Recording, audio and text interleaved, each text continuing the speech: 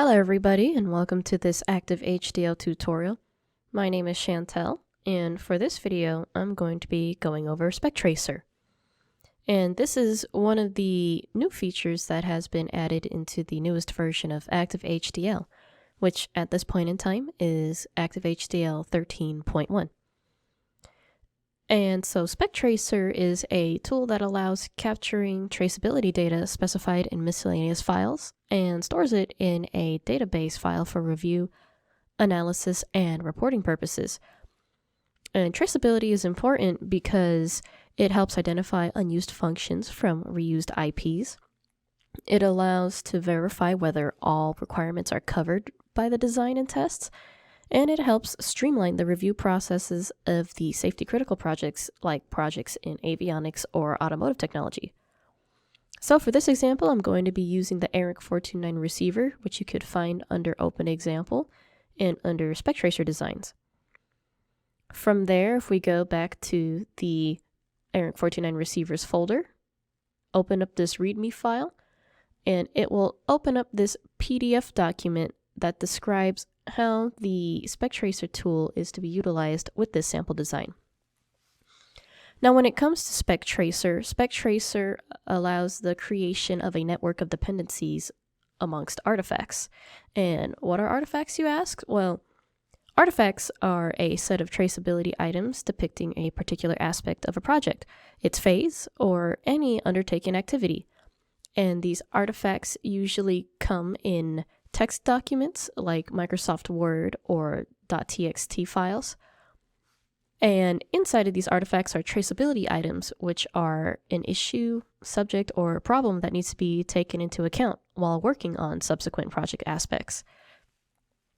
For designs created under restrictions of safety standards or just any other project designs, artifacts could be requirement documents, HDL sources, test scenarios, test benches, or functional simulation results.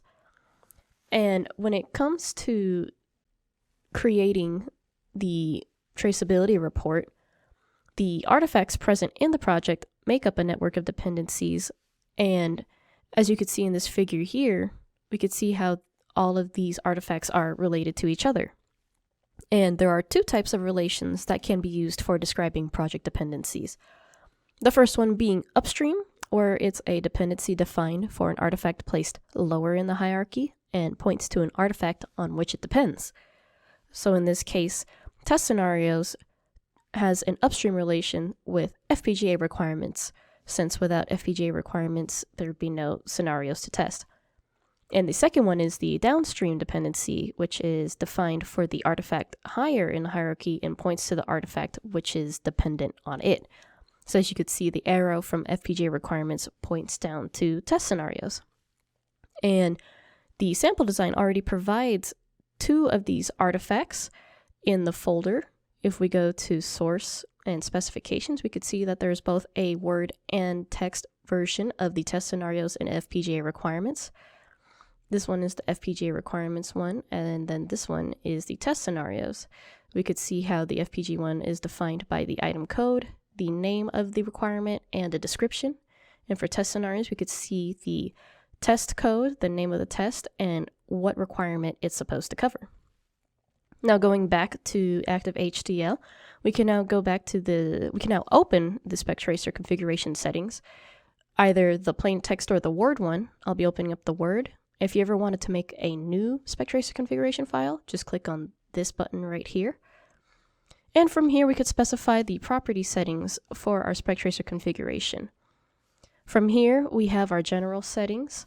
This is where you can specify where the traceability database will be saved for this project. And now we have our artifacts. This is the key property that needs to be configured in order to be able to properly generate the traceability reports. You can add a new artifact with this plus button, or you can delete artifacts with the red X button. Every artifact has a parser setting and a files setting. Before going to parser, let's go into files. From here, expanding further, we could specify the path of where the FPGA requirements doc is located.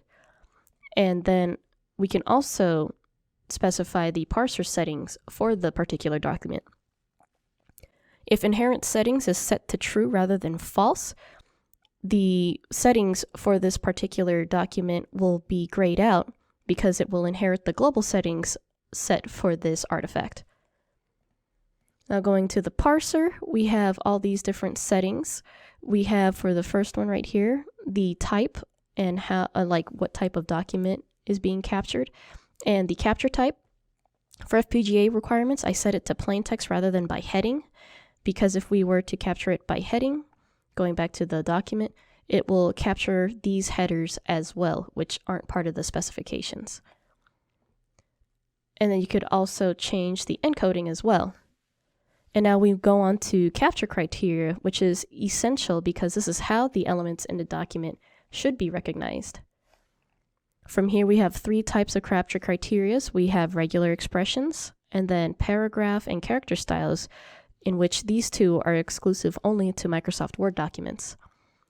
In regular expressions, you can define the matching traceability data with the specific settings provided. As you can see here, for the main item regular expression, it is denoted by FPGA followed by 3 digits, as we can see in our document here. And if you wanted to use character style or paragraph style, that would just use the names of the styles of paragraphs defined in Microsoft Word documents. And with characters, it's just like paragraph style, but with character styles instead. And if you were to take a look at the upstream relations, let's say for HDL design, we could see that they define the upstream relations inside regular expressions as well. As you could see inside of one of the VHDL code, we could see how the definition for the criteria provided for HDL code is defined here. And we could see how that matches all the regular expression conditions that have been set. And now we can run our Spec Tracers. All you have to do is use the Spec Tracer command utility line, either in the command or in the console window, or by using a macro file. And this sample design already has a macro file, the run spectracer.do. And from here, we could see the Spec Tracer command line utilities being used with parser to initialize the parser and to generate the traceability matrices. If you don't have Microsoft Word and only have text, just comment this out and remove the comment delimiter for this text right here to use plain text. And now we're going to execute the script. After a bit of time, you can see that the parser results have been saved with success, as well as the matrices were generated. Now let's go back to our folder. Let's go back to the main, and we'll go to the area where we saved our matrices at, which is in results, traceability. And now we could see how the command line utility for Spec Tracer has generated the reports for downstream and upstream coverage. Now I'm just going to click on the downstream coverage from FPGA to HDL design.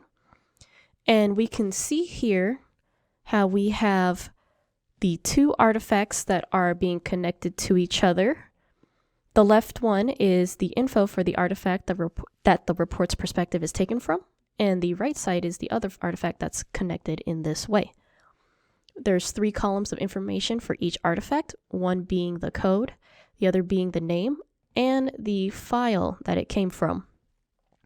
We can see that if there is a code to the right of this FPGA requirement, that indicates that this requirement has been met by the HDL design. But we can see here that in FPGA 004 that there is no HDL design that covers this parity mode. That just means that the item is not defined or it doesn't exist. And that really helps a lot when it comes to finding parts of the code that you need to properly define, or if you don't have it defined already, you can now create that part of the code that will cover that requirement. As you can see, there's no simulation data generated. So if you wanted to generate coverage with simulation data, all you have to do is just run simulation, get the simulation file and run Spec Tracer again, and you should be able to generate the traceability matrices with simulation results. And that concludes it for this tutorial. I hope you guys find this new tool useful for you all, and I hope you guys found this tutorial helpful as well. Thank you guys for watching.